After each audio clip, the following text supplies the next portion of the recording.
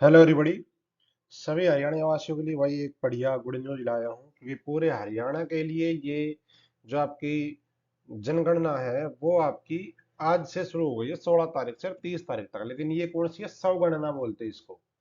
ठीक है, यानी कि खुद आप अपनी जनगणना खुद करोगे। वो डेट तो है 16 से 30, और 1 तारीख से 1 मई से फिर करेंगे जो सरकार के कर्मचारी है वो आपके घर जा करके। तो आप अपनी जानकारी खुद भर सकते हो। वो मैं आपको पूरा प्रोसेस बताऊंगा, और आप थोड़ा ध्यान से देख लेना और आप अपना खुद भर लेना। उससे फायदा क्या होगा? ये पूरा भरने के बाद एक नंबर मिलेगा हमें, रजिस्ट्रेशन नंबर ला लो, कुछ भी नंबर लगा लो। वो नंबर मिलेगा, वो हमें देना है जब आप जनगणना वाला आपके घर आएगा, तब उसको बस होगी आपकी जनगणना सरकारी रिकॉर्ड में दर्ज। वरना वो आपके घर आएगा, 33 क्वेश्चन पूछेगा, और 15-20 मिनट लगेगी वहां पे। और हो सकता है उस टाइम पे आप भाई कुछ बताओ ना बताओ, तो वो चीज है। लेकिन मैं आपको यही बात कहूंगा, जो आपकी एक्चुअल स्थिति है आप वही बताओ। इसमें कोई छुपाने वाली या अपने आप को गरीब प्रदर्शित करने वाली से कुछ भी लाभ नहीं होगा। जो आपकी एक्चुअल कंडीशंस है उस क्वेश्चन का वही जवाब देना, ये मेरी आपसे रिक्वेस्ट है। देखो, ये पोर्टल है, इस पोर्टल के ऊपर आपको आना। पोर्टल में दिखा देता हूँ। इस वैसे इस पोर्टल का लिंक मैं डिस्क्रिप्शन में दे दूंगा ना, टेलीग्राम व्हाट्सएप पे डाल दूंगा। टेलीग्राम व्हाट्सएप का लिंक भी डिस्क्रिप्शन में है। यहाँ पे देखो, ये है पोर्टल का यूआरएल, क्या? se.census.gov.in। ठीक है जी। ये है सेल्फ, जो आपको करनी है उस चीज का पोर्टल, सेंसस। ठीक है जी। तो इस पे चलते हैं। यहाँ पे सबसे पहले पूछ रहा है ये हमसे कि स्टेट या अपना यूटी बताओ। जैसे हम हरियाणा के, हरियाणा में आज से शुरू है, तो हरियाणा क्लिक कर दिया। उसके बाद कहेगा ये कैप्चा डाल दो, तो हमने ये कैप्चा डाल दिया। आपके सामने मैं डाल रहा हूँ, ऐसे ही आपको करना है। अभी आगे बढ़ते हैं। ये देखो क्या कह रहा है। जनगणना 2027 में मकान सूचीकरण कार्य चरण के स्वगणना पोर्टल में आपका स्वागत है। ठीक है जी, क्योंकि सबसे पहले मकानों की उनकी गिनती होनी है। इस पोर्टल के माध्यम से आप संबंधित मकान सूचीकरण हेतु अपने परिवार से संबंधित जानकारी प्रदान कर सकते हैं। इस प्रक्रिया को पूरा करने में 15 से 20 मिनट लगेंगे। पुष्टि और सबमिशन के बाद आपको एक एसएमएस या ईमेल के प्रदान किया जाएगा, जिसके माध्यम से स्वगणना पहचान संख्या दी जाएगी। जो मैं आपको रजिस्ट्रेशन नंबर कह रहा हूँ वही चीज। फिर ये कह रहा है कि जब जनगणना प्रगणना, यानी जो भी टीचर या जो भी कर्मचारी आपके घर आएगा, कृपया अपने परिवार के मकान सूचीकरण कार्य को पूरा करने के लिए उसके साथ वो पंचायत पहचान संख्या साझा करे। बस आपको वो नंबर उसको बता देना है, और कुछ भी नहीं करना है, बस हो जाएगा। ठीक है जी। बस अभी ये आगे ओके कर देते हैं जी। ठीक है, समझ गए हम। अब आ जाओ यहाँ पे। ये वाला ये कह रहा है कि name of the head of house hold, यानी कि आपके परिवार के मुखिया का नाम बताओ। यहाँ पे परिवार के मुखिया का नाम, आपके पापा, आपके दादा, जो भी परिवार के मुखिया हैं उनका नाम यहाँ पे डाल देना। मोबाइल नंबर, मोबाइल नंबर आप कोई भी डाल दो जो आपके परिवार के मुखिया के पास है, चाहे वो डाल दो चाहे आप अपना डाल दो। जो मोबाइल नंबर अवेलेबल हो वो आप डाल देना। बस आपको पता होना चाहिए कौन सा नंबर डालना है। ईमेल आईडी डालना चाहते हो डाल दो, ऑप्शनल है, नहीं डालना चाहते मत डालो। वेरीफाइड प्रोसेस कर दो। तो मैं ये दोनों चीजें डाल के वेरीफाइड प्रोसेस कर देता हूँ, शायद ओटीपी आएगा, उसके बाद आगे बढ़ेगा। देखो, ओटीपी यहाँ से चला गया मोबाइल नंबर के ऊपर। ओटीपी हमें जो आया है वो यहाँ पे डाल देना। उससे पहले लैंग्वेज सेलेक्ट कर देनी है। तो मैं आपको कहूंगा आप अपना लैंग्वेज सेलेक्ट वो कर लेना जो आपको कंफर्टेबल हो, हिंदी या इंग्लिश। तो आप जो कहोगे, मैं आप तो बाद में ही कहोगे कमेंट में, उससे पहले मुझे ही सेलेक्ट करना। तो मैं हिंदी कर लेता हूँ। इसमें हिंदी लैंग्वेज सेलेक्ट ये। और यहाँ पे क्योंकि हिंदी में देखो कुछ क्वेश्चन ऐसे भी हो सकते हैं जो अटपटे लगे, आपको समझ में ना आए, शुद्ध हिंदी भी समझ में नहीं आई जल्दी से, लेकिन फिर भी चलो हिंदी कर लेते हैं। और ओटीपी यहाँ पे डाल देते हैं। उसके बाद वेरीफाई ओटीपी। और ध्यान रखना जो डिटेल भरो सही से भरना। एक बार आपने भर दिया नाम वगैरह तो फिर चेंज नहीं होगा। अब देखिए, अब आगे हमें अपने घर का वो बताना, लोकेशन कहाँ है। तो सबसे पहले स्टेट तो अपने आप आ गया। जिला, चलो जिला भर देता हूँ गुड़गांव। ये गुड़गांव में दिखा। पिन कोड भी डाल लेंगे, तो मान लो पिन कोड ये डाल दिया। ठीक है जी। और अब यहाँ पे आपको गांव, देखो यहाँ पे जो ऑप्शन है ये वाला, यहाँ पे आपको गांव या नगर जो भी है लैंडमार्क वो आप डालोगे, खोज सकते हो यहाँ से। तो जैसे अगर मैं इसमें नीचे देखूंगा तो यहाँ पे देखो, ये ये जो लोकेशन है ये पूरे हरियाणा की है, और जो मैंने डाली है वो ये है। क्लियर? यहाँ पे तो हमें अपने एडजेक्ट अपने घर की लोकेशन या तो आप यहाँ पे ट्रेस कर लो। ठीक है जी। यहाँ पे बता रहा है कि use control plus scroll to zoom. तो अगर मैं इसको कंट्रोल और जूम के साथ करूंगा तो ये बढ़ता चलेगा। ठीक है जी। और ये पिन हमें ये करना है यहाँ से ऐसे। तो हमें तो गुड़गांव में जाना है, तो जैसे मैं गुड़गांव में चलता हूँ, ये देखो गुड़गांव। मैं आपको दिखा रहा हूँ तरीका। तो मैं अपने घर के पास घूम के चलता हूँ, घूमता घूमता मेरा घर इधर है, ये फरूख नगर आ गया, ये रहा। चलो और कर देते जो ये आपको दिखाएगा, ये फरूख नगर का एरिया आ गया। और चलो फरूख नगर। अब फरूख नगर से जो गांव का रास्ता जाता है उस पे चलेंगे। तो ये आ गया फरूख नगर से गांव की तरफ, ये मेरा गांव है, ये रहा। अभी यहाँ पे देखो, ये है फाजिलपुर बादली। तो एग्जैक्ट घर की लोकेशन हमें यहाँ पे कोशिश करनी है, एग्जैक्ट लोकेशन आए। ठीक है जी। तो यहीं पे है अपना घर, क्योंकि ये लो, यही होना चाहिए, यही है, क्योंकि मैंने अपना यहाँ पे ये वाला। तो इस तरह से आपको अपने घर की लोकेशन डालनी है यहाँ पे। ठीक है, लोकेशन आपको ढंग से डालनी है। और अगर भाई कुछ आपको लग रहा है कि यार भाई ऐसे नहीं पहुंच पा रहा, समझ गए, ऐसे अगर नहीं पहुंच पा रहे तो जैसे मैंने आपको बताया, यहाँ पे अपना गांव सर्च कर सकते हो, गांव में जाने के बाद तो आपको पता चल ही जाएगा। यहाँ से गांव डाल लो, गांव का नाम, ऐसे नहीं पहुंच पा रहे और सर खोज दो, उस गांव में लेके चला जाएगा पोर्टल। उसके बाद आपको अपना घर ढूंढ के और वो फिर बताना है। ठीक है जी। तो इस तरीके से आपको करना है ये। और इस चीज की पुष्टि अगर करनी है आपको, ये भाई मैं जैसे मुझे पता है, अब आपको लग रहा है यार मुझे नहीं पता चल रहा ये मेरा ही घर है या नहीं है, तो इधर देखो लॉन्गिट्यूड और लैटिट्यूड आ रहा है, यहाँ पे देखो ये वाला ये आ रहा। इस तरीके से, तो इस लॉन्गिट्यूड लैटिट्यूड को आप अपने फोन में गूगल मैप पे डाल के देख लो। अपने घर में बैठे हो तो वहां पे आपको करंट लोकेशन दिखाएगा, तो वहां पे जो लॉन्गिट्यूड लैटिट्यूड है उसको आप कर लो यहाँ पे। ठीक है जी, बस इस तरीके से आपको करना है। और बस इसके बाद आपको स्थान की पुष्टि कर देनी है। ठीक है, इस तरीके से आपको अपना घर यहाँ पे सेव कर देना। बस इसके बाद आपको ये जो सहेजन आगे बढ़े हैं, क्योंकि हिंदी में वैसे ही आएगा, तो इस पे क्लिक कर देना और आगे बढ़ जाना है।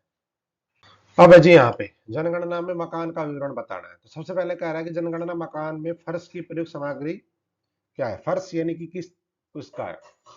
तो यहाँ पे मिट्टी, लकड़ी, बांस, पक्की ईंट, पत्थर, सीमेंट, मोजेक, फर्श टाइल, अन्य ये सब चीजें। तो जैसे मैं बता देता हूँ, फर्श की टाइल है आपका जो हो, फर्श नॉर्मल है, सीमेंट, पत्थर लगा है, पत्थर, अब ये पत्थर पता नहीं, वो वैसे ये फर्श की टाइल ही है, पक्की ईंट है, लकड़ी, बांस। तो ये जिसके घर में भी पत्थर या टाइल हो तो ये पत्थर, ये फर्श टाइल क्लिक कर लेना। कोई और कुछ है तो वो अन्य पे जाए। मकान की दीवारों में प्रयुक्त सामग्री यानी कि मकान की दीवारें कैसी है। तो यहाँ पे लिखा है भाई, घास फूस, प्लास्टिक, मिट्टी, लकड़ी, पत्थर मसाला गारा के साथ, पत्थर मसाला गारा के साथ। ये अच्छा, पत्थर मसाला गारा के साथ नहीं है, इसमें गारा के साथ है। जीआई धातु चादरें, पक्की ईंटें, कंक्रीट, अन्य। तो पक्की ईंट की दीवारें हैं तो पक्की ईंट कर दो। जनगणना में प्रयुक्त सामग्री वगैरह, मकान की छत में। तो छत में देखो आपकी जो भी आपका है इसी तरीके से छत वाला कर देना है। भाई टाइल छत में तो वो लगता है ना, कंक्रीट या पत्थर, ये क्या पूछ रहा है, मकान की छत में प्रयुक्त सामग्री। मौसम के संपर्क में आने वाली बाहरी छत के उपयोग की गई सामग्री का चयन करें, न कि अंदर की छत की सीलिंग के लिए। यानी कि छत के ऊपर क्या लगा है, ध्यान देना भाई। छत के ऊपर जो हम टाइल लगवाते हैं या भाई पत्थर लगवाते हैं, या जो एक वो लगता है पतली वाली जो ईंटों की टाइल आती है, लेंटर के ऊपर ज्यादातर वही लगाते हैं, तो वो चीज है। तो छत के ऊपर वाली सामग्री आपको बतानी है यहाँ पे। तो छत के ऊपर जो टाइल है जो भी है आपकी, वो आपको बता देनी है। यहाँ पे कंक्रीट है तो कंक्रीट, सलेट, पत्थर, ये सब चीजें। तो मैं बताऊंगा इसमें क्या,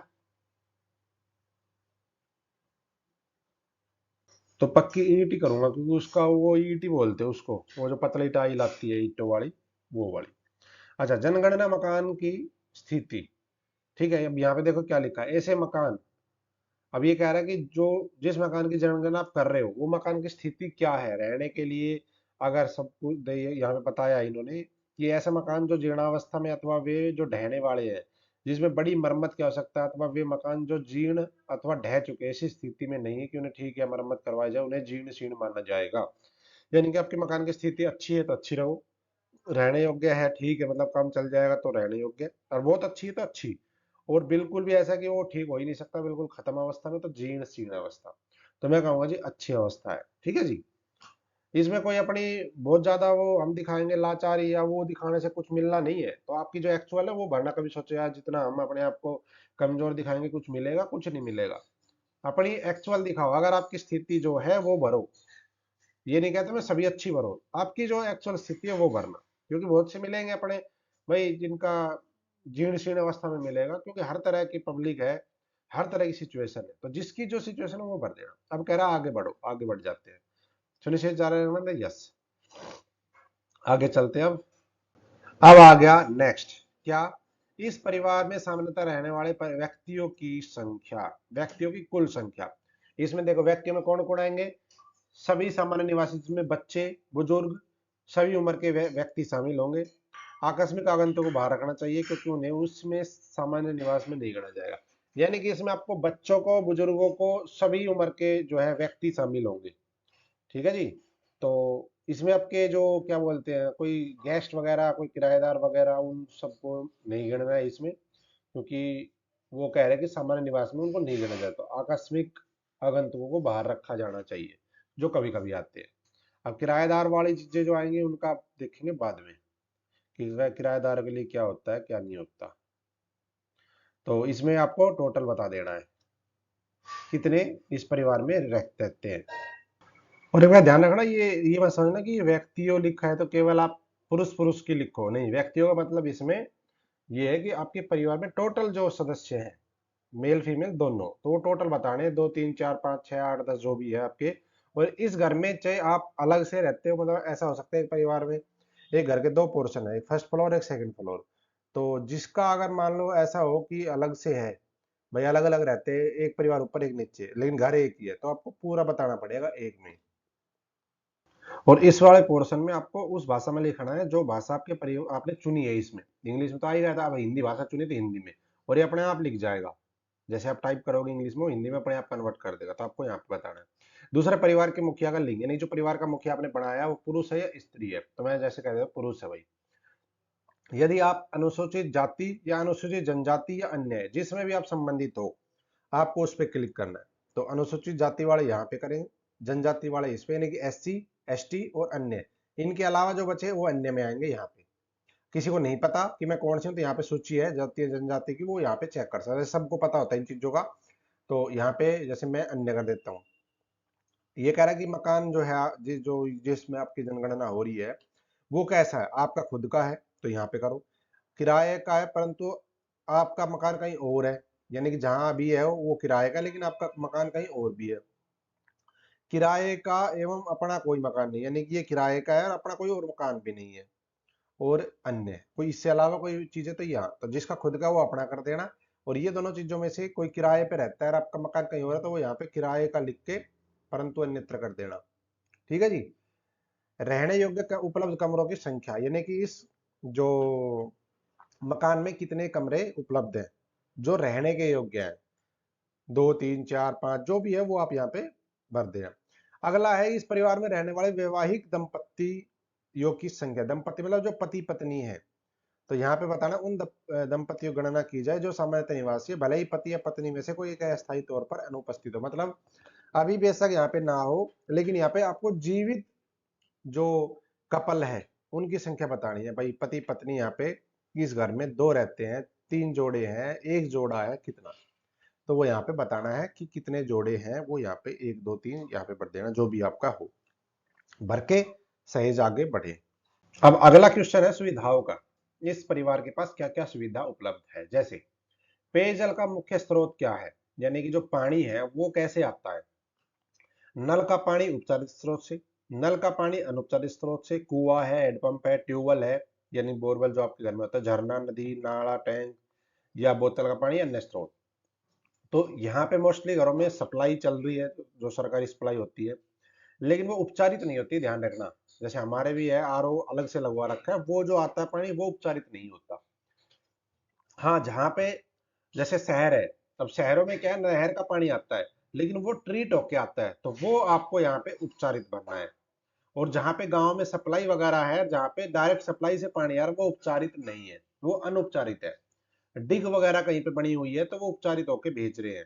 तो आपको पता होगा कि आपके घर में फिल्टर होके पानी आ रहा है या विदाउट फिल्टर आ रहा है, तो वो यहाँ पे भर देना। किसी के घर में हैंडपंप है तो हैंडपंप भर देना, ट्यूबवेल है ट्यूबवेल भर देना। नदी नहर तो घर में होगी नहीं, पानी आता है तो यहाँ से वो आता है उसमें, ठीक है जी। तो इस तरीके से आपको भर देना है। तो जैसे मैं भर देता हूँ ये वाला, ठीक है, क्योंकि ऐसे ही आ रहा है। आपके घर में क्या लगा वो नहीं पूछ रहा वो। अच्छा, पेयजल स्रोत की उपलब्धता, यानी कि जो पेयजल है उसकी जो उपलब्धता, यानी जो आप पानी लेके आ रहे हो। अब मान लो कोई यहाँ पे भर देता क्या, ये जो ट्यूबवेल भर देता, बोरवेल। अब कई गांव में मैं देखता हूँ पीने का पानी एक फिक्स जगह होती है, कोई जैसे हमारे गांव में भी है, एक मंदिर है वहां पे जो ट्यूबवेल लगा वो मोस्टली उसके आसपास के जो घर है लगभग आधा गांव वहां से पीने का पानी सिर्फ वहां से लेके आता है। ठीक है, किसी ने बोरवेल करवा लिया अलग चीज है। तो वो चीज पूछ रहा है कि जो उपलब्धता है पानी की, वो आपके घर के अंदर है, घर के नजदीक है या दूर है। घर के अगर अंदर ही आपका बोरवेल है तो अंदर करो, आपके घर के अंदर नहीं लेकिन थोड़ी नजदीक है तो निकट करो, और काफी दूर है थोड़ा तो आपको दूर करना है। पेयजल की उपलब्धता ये देखो यहाँ पे, अगर पड़ोसन के पास है यानी कि 100 मीटर के दायरे में है, ठीक है जी। शहर के क्षेत्र में अगर है तो 100 मीटर के दायरे में है तो वो माना जाएगा परिसर के निकट। और अगर गांव के मामला, गांव की जनगणना कर रहे हो तो 500 मीटर तक को माना जाएगा परिसर के निकट। यानी कि अगर आपका पेयजल 500 मीटर के अंदर अंदर है, गांव में रहते हो तो परिसर के निकट माना जाएगा। क्लियर? 500 मीटर से ज्यादा है तो दूर माना जाएगा, घर के अंदर है तो घर, शहर में हो तो 100 मीटर के दायरे के अंदर है तो परिसर के निकट माना जाएगा, 100 मीटर से ज्यादा है तो दूर माना जाएगा। ठीक है जी। इसी तरह इसमें है कि स्रोत का है वो बता दिया मैंने आपको, तो मैं कह देता हूं अंदर, क्योंकि हम तो वैसे ही लेते हैं। अच्छा, प्रकाश का मुख्य स्रोत, पिछले 12 महीने में अधिकतम समय में परिवार द्वारा उपयोग में लाए जाने वाले प्रकाश की वास्तविक स्थिति, यानी कि आपके घर में बिजली कैसे आती है क्या वो बताने। बिजली मिट्टी का तेल से, सौर ऊर्जा से, अन्य से, या अन्य तेल है या अन्य, या प्रकाश रहित है, आपके घर में क्या है। तो मोस्टली घरों में बिजली है, और फिर भी अगर कोई ऐसा है जहां पे नहीं है तो वो इसमें से भर देना। किसी ने सोलर लगवाई हुई तो सोलर भर सकते हो। तो अब सोलर वाले के घर में बिजली भी है सोलर भी है, तो वो क्या भरेगा, तो वो बिजली भर देना। ठीक है, प्योर सोलर के ऊपर कोई भी नहीं है। और अगर किसी का ऐसा है अच्छा बड़ा वो लगा है 10 किलोवाट का, तो वो सोलर से यूज कर रहा है सारी, तो सोलर भर देना। शौचालय की सुलभता अगर हाँ है तो इसमें से बताना है, क्या केवल परिवार के उपयोग के लिए, अन्य परिवार के साझे में है, या सार्वजनिक शौचालय, इन तीनों में से। यानी कि अगर आपके घर में परिवार जो शौचालय है वो केवल आपके परिवार के यूज के लिए, तो आपको पहला भरना है। कई घर ऐसे होते हैं भाई, हर जगह की स्थिति अलग है, कि वहां पे क्या है कि अलग अलग कमरे बने हुए लेकिन शौचालय एक ही है। ठीक है, तो अगर वो साझे परिवार के शौचालय के लिए है तो ये बराबर भरना है। और अगर कोई ऐसा कि सार्वजनिक शौचालय में यूज करता है तो सार्वजनिक शौचालय भरेगा, और बिल्कुल भी नहीं है खुले में ही है तो फिर खुले में भरना, जो एक्चुअल है वो भर देना, इसमें कोई अपनी तरफ से मत करना गड़बड़, एक्चुअल भरना है। तो मैं कह देता हूँ कि जी हाँ ठीक है, परिवार के उपयोग के लिए। शौचालय का प्रकार बताना कैसा है, पाइप सीवर पद्धति है, सेफ्टी टैंक है, या अन्य पद्धति है। अब जिसके वहां पे शहरों में तो मोस्टली सीवर है तो सीवर बताना, पाइप सीवर। गांव में मोस्टली सेफ्टी टैंक है तो सेफ्टी टैंक बताने हैं। और इसके अलावा कोई नई खोज है तो वो अन्य पद्धति में आएगा, तो मैं कह देता हूँ सेफ्टी टैंक। अच्छा, ये कह रहा है 2 गड्ढा शौचालय, स्लैब के साथ उन्नत हवादार गड्ढा, स्लैब के बिना खुला गड्ढा। तो स्लैब के साथ ही मोस्टली होता है, स्लैब के बिना खुला गड्ढा तो नहीं होता, तो ये भर दो। नहीं नहीं, दो दो गड्ढा नहीं है भाई, ये वाला भरना है, ये वाला एकल गड्ढा शौचालय, ये वाला वो नहीं। 2 गड्ढा तो किसी के पास 2 गड्ढे हैं तो वो बात है। अच्छा जी, सर्विस शौचालय पूछ रहे हैं, मानव मलमूत्र व्यक्ति द्वारा हटाया जाता है, मलमूत्र हटाने जानवर का उपयोग किया जाता है। और अब इसमें तो वैसे तो मतलब वो आता है ट्रैक्टर, अब इसमें क्या भरेंगे। इसमें जो मशीन आती है ना ट्रैक्टर वगैरह, तो वो आपको यही भरना है, व्यक्ति द्वारा हटाया जाता है। ठीक है, जानवरों का उपयोग तो अब होता ही नहीं है, और खुली नालियों का उपयोग भी नहीं, तो जब ये दो है ही नहीं तो फिर ये दो में से कोई एक आएगा। अच्छा, गंदे पानी की निकासी किससे जुड़ी हुई है, खुली नाली है, ढकी नाली या खुली नाली या किसी भी नाली से नहीं।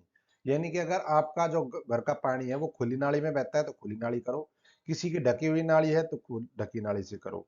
इस तरीके से आपको, तो मैं कहता हूँ ढकी नाली, क्योंकि गांव में अंदर है वो खुली नाली है, बाहर जो है वो ढकी नाली है, तो उस तरीके से आपको भर देना है। परिसर के अंदर स्नान की सुविधा की उपलब्धता है, हाँ बिल्कुल है।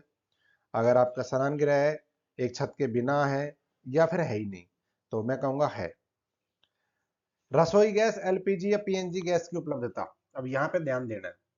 रसोई गैस में खाना पकाते हैं जिसमें कंडीशन आपकी है एलपीजी या पीएनजी गैस का कनेक्शन उपलब्ध है, तो मैं कहूंगा है। अगर आपके पास उपलब्ध नहीं है तो नहीं, तो मैं कह दूंगा है। दूसरा, घर के भीतर खाना पकाते हैं परंतु रसोई घर में नहीं। अब ये कह रहा है कि अगर आप, ये दो चीज ये अलग अलग ध्यान देना, तीनों में से सारी नहीं भरनी। ये कह रहा है कि रसोई घर में खाना पकाते हो तो इन दो ऑप्शन में से बताओ कि एलपीजी गैस उपलब्ध है या नहीं है। और अगर रसोई नहीं है तो आपको इसमें से कुछ भी टिक नहीं करना, आपको करना है कि घर के भीतर खाना तो घर के भीतर ही बना रहे लेकिन रसोई घर नहीं है, तो ऐसी सिचुएशन है तो फिर इनमें से कोई सिलेक्ट करना है, पीएनजी एलपीजी का। और अगर खुले में घर के बाहर खाना पकाते हो, घर में भी नहीं घर से बाहर, तो आपको ये वाले ऑप्शन क्लिक करें। इन तीनों में से जो आपके ऊपर है वो आपको एक सेलेक्ट करना, तीनों नहीं करने। जैसे कि अगर आपने ये कर दिया तो ये नहीं होगा, अगर ये कर दिया तो हट जाएगा, देखो ये कर दिया ऊपर से हट गया। क्यों, इनमें से कोई एक ही सेलेक्ट करना है। तो रसोई है घर में तो रसोई वाला करो, लेकिन एलपीजी पीएनजी है या नहीं वो बता देना है। और खाना ही नहीं पकाते हो तो यहाँ पे खाना नहीं पकाने में कर देना है। खाने के प्रयुक्त ईंधन, खाने के पकाने के लिए प्रमुख प्रमुख ईंधन, यानी कि अगर परिवार एक से ज्यादा ईंधन का प्रयोग करता है पकाने के लिए, एलपीजी तो आपने बता दिया, तो आपको भरना, वरना जो भी चीज यहाँ पे भाई कई है घर में एलपीजी भी है और चूल्हे पे भी यूज करते हैं, तो आपको बताना है इनमें एक से ज्यादा। जैसे कि एलपीजी पीएनजी तो कर ही दी, अब उसके अलावा कोई हो सकता है भाई जड़ाऊ लकड़ी का प्रयोग करता हो, तो यहाँ पे एलपीजी पीएनजी। अच्छा, प्रयुक्त मुख्य ईंधन, यानी कि मेन चीज क्या है, सबसे ज्यादा यूज किस चीज का करते हो, एलपीजी का या लकड़ी का या किसी उपड़े का, किसका, जिस चीज का सबसे मेन यूज करते हो। ऐसे है घर बहुत सारे की गैस पे रोटी बनाते हैं, लेकिन कभी कभी चूल्हा भी जला लेते हैं, तो कभी कभी जलाते हो तो वो नहीं गिनना।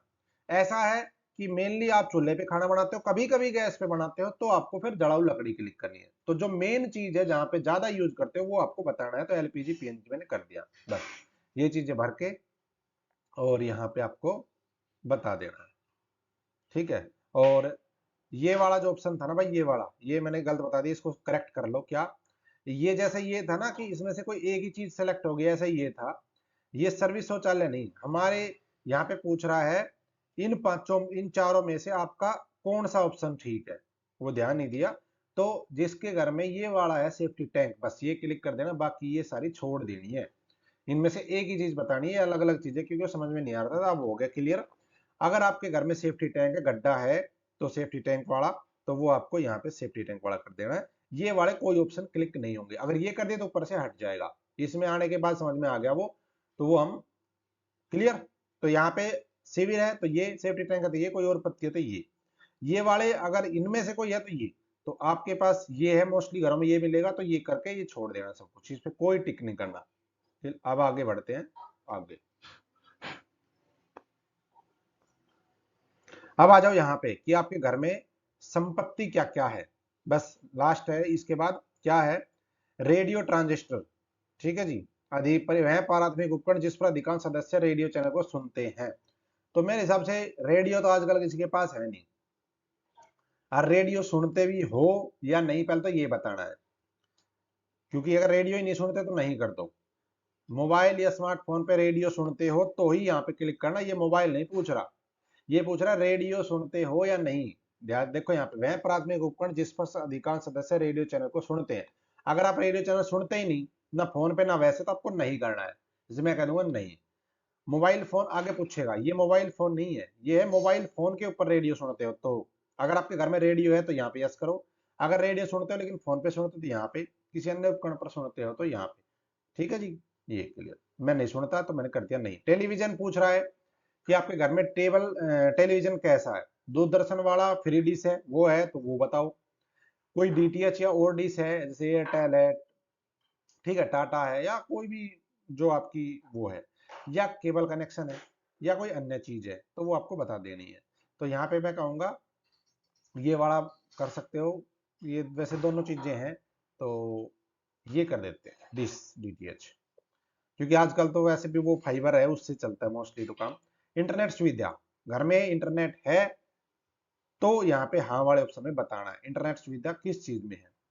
अब यहाँ पे वैसे तो मेरे ये ऑप्शन में तो तीनों है, लेकिन तीनों शायद सेलेक्ट नहीं होंगे। जैसे मैं कहता हूँ कंप्यूटर लैपटॉप में या मोबाइल स्मार्टफोन में एक ही चीज सेलेक्ट होगी, तो लैपटॉप कंप्यूटर क्लिक कर दो। आपके पास इंटरनेट है, आप मोबाइल में करते हो तो मोबाइल कर दो, कंप्यूटर में करते हो कंप्यूटर, दोनों चीजें हैं तो आपकी मर्जी है मोबाइल लैपटॉप में से जो सेलेक्ट करना चाहो वो। नहीं है इंटरनेट सुविधा घर में तो नो कर देना। लैपटॉप या कंप्यूटर पूछ रहा है या नहीं, तो कहूंगा हाँ। आपके पास नहीं है तो नो कर देना। टेलीफोन और मोबाइल स्मार्टफोन पर तो पूछ रहा है कि टेलीफोन या मोबाइल फोन या स्मार्टफोन, तो यहाँ पे तो हाँ है। और केवल लैंडलाइन है तो ये वाला क्लिक करना है। केवल मोबाइल है तो ये बताना है मोबाइल स्मार्टफोन है। और स्मार्टफोन नहीं है साधारण मोबाइल है तो ये वाला बताना है। ठीक है। और अगर दोनों है तो दोनों बताने हैं, तो मैं कहूंगा दोनों। ठीक है, दोनों मतलब लैंडलाइन भी और स्मार्टफोन भी। अच्छा जी, साइकिल और स्कूटर बताना है। घर में साइकिल है तो एक्चुअल में तो साइकिल नहीं है, छोटी साइकिल, उसको तो क्या गिनना। स्कूटर मोटरसाइकिल है या दोनों है, तो आपके घर में अगर साइकिल और मोटरसाइकिल दोनों है तो आपको दोनों चीजें बतानी है, वरना कह देना जो इसमें से है। तो मैं कहूंगा ये वाली। कार जीप वैन, घर में कार या जीप या वैन है तो हाँ, अगर है तो हाँ, नहीं है तो ना, तो मैं कहूंगा हाँ। अच्छा, परिवार द्वारा उपयोग किया जाना मुख्य अनाज, आपके परिवार में मुख्य अनाज कौन सा है। यहाँ पे देखो क्या है, परिवार में एक से अधिक अनाजों का उपयोग किया जाता है तो मुख्यतः उपभोग किए जाने वाले अनाज या उसके उत्पाद को दर्ज किया जाए। यानी कि आपके परिवार में अगर एक से ज्यादा आप कोई भी अनाज खा रहे हो, जैसे गेहूं और बाजरा और चावल, इन तीनों में से ज्यादातर मिलेंगे, तो सबसे मुख्य अनाज कौन सा है, तो सबसे मुख्य तो गेहूं ही यूज करते हैं हम सब। ठीक है जी। तो इस तरीके से यहाँ पे आपको कर देना है। यहाँ आपका नंबर दिखाई देगा और यहाँ पे सहेज और आगे बढ़े पे क्लिक कर देना है। अब ये कह रहा है कि जो आपने भरा है उसको एक बार ध्यान से देख लो, तो इस सारे को आपको चेक कर लेना है। ठीक है, ये सारा आपको चेक करके तब आगे बढ़ना। तो मैं एक बार चेक कर लेता हूँ, आप भी चेक कर लेना सारी चीजें कि जो जो आपने भरी है कुछ गलती है तो अभी एडिट कर सकते हो, फाइनल सबमिट होने के बाद एडिट नहीं होगा। तो यहाँ पे दो ऑप्शन है। अब एक तो ये है कि आपको कोई संशोधन, आपको कोई बदलाव करना, आपने देखा कोई गलती है तो आपको संशोधन के लिए वापस जाए पे क्लिक करना है। अगर सब कुछ सही है और आप यहीं पे फाइनल सबमिट करना चाहते हो तो आपको करना है पुष्टि करे और सबमिट करे पे, बस आपके पास लास्ट में एक ओटीपी वगैरह आएगा और वो सबमिट हो जाएगा, यहीं तक भरना था। और अगर आप चाहते हो कि अभी मैं सबमिट नहीं करना चाहता तो आपको करना है ड्राफ्ट के रूप में सेव, यानी कि आपका जितना भरा है सारा सेव हो जाएगा, बाद में फाइनल सबमिट कर सकते हो। ठीक है। तो अब आपको फाइनल सबमिट करना है तो फाइनल सबमिट यहाँ पे क्लिक करो, ओटीपी डालो, फाइनल सबमिट हो जाएगा, एक नंबर आपके पास आएगा और वो आपको यहाँ पे भर देना है। ठीक है, तो मैं इसको फाइनल सबमिट कर देता हूँ। तो चलो फाइनल सबमिट अभी नहीं करते हैं, क्योंकि हो सकता है मुझे भी कुछ ऐसा हो कि जो इसमें भाई मैंने भी जल्दी जल्दी में कुछ ऐसा कर दिया हो, तो मैं भी फाइनल सबमिट नहीं करूँ। लेकिन मैंने आपको बता दिया, फाइनल सबमिट करके बस ओटीपी आएगा, नंबर आपके पास आ जाएगा। ये था कंप्लीट आपका खुद की स्वगणना करने का जो तरीका। ठीक है, ये इस तरीके से 16 तारीख से 30 तारीख तक आपको करना है हरियाणा के लिए। तो वीडियो अच्छी लगी हो तो ज्यादा से ज्यादा शेयर कर देना और आप अपना खुद से भर सकते हो, वरना आप देख लो आपके घर पे आएगा तो टाइम इसमें लगेगा 15-20 मिनट कम से कम लगेंगे इसमें, और पूरा आपको बता दें। मैं फिर कहूंगा जो एक्चुअल चीज है आप वो यहाँ पे बताना। अपने आप को ये मत सोचना कि मैं बहुत कम से कम बताऊं या कुछ होगा। अब जैसे मैंने ये दिखा दिया कि कार जी पैन है या नहीं है, तो है तो बता दो, इसमें कौन सा कुछ सरकार मुझे कार थोड़ी दे देगी कि मैं नहीं कहूंगा तो नहीं है भाई तो सरकार मेरे घर में गाड़ी भेज देगी। नहीं, जो है वो बताओ, छुपाने से कुछ नहीं मिलेगा, बल्कि जो डाटा आएगा फिर वो अच्छा नहीं आएगा और अपना देश जो है वो एक तरीके से और ज्यादा गरीबी दिखाई देगा। कि भाई क्योंकि जनगणना के आधार पे ही सारा सौदा चलेगा, तो इसमें पता चलेगा हाँ भाई इतने तो ऐसे जहाँ पे साइकिल तक नहीं है, इतने ऐसे हैं जहाँ पे शौचालय तक नहीं है, तो जो एक्चुअल चीजें वो भर देना। है तो भरो, नहीं है तो नहीं, उसमें कोई दिक्कत नहीं है। तो धन्यवाद, वीडियो को लाइक और शेयर कर देना और चैनल को सब्सक्राइब कर लेना। ये चैनल जॉब से रिलेटेड अपडेट आपको देता है, सरकारी कर्मचारी से संबंधित अपडेट देता है। तो जय हिंद, जय भारत, जय हरियाणा, आपका दिन शुभ हो। वीडियो को लाइक और शेयर कर दो।